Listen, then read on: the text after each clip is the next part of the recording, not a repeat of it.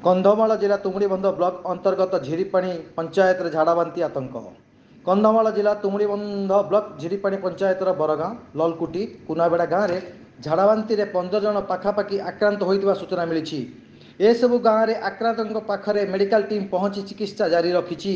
तेबे गाँव में भोजीभात खाइबा पर खाद्य विषपान प्रक्रिया झाड़ाबांती आक्रांत होता तुमुड़ीबंध स्वास्थ्य विभाग पक्षर अनुमान करा जाउछि। मेडिकल टीम पक्षर तदंत पर ही प्रकृत कारण स्पष्ट हेबो बोली तुमुड़ीबंध मेडिकल चिकित्सा अधिकारी अभिषेक नायक सूचना देइछन्ति। सेपटे झाड़ाबांती 5 जन मृत्यु होइतिबा अभियोग होइछि।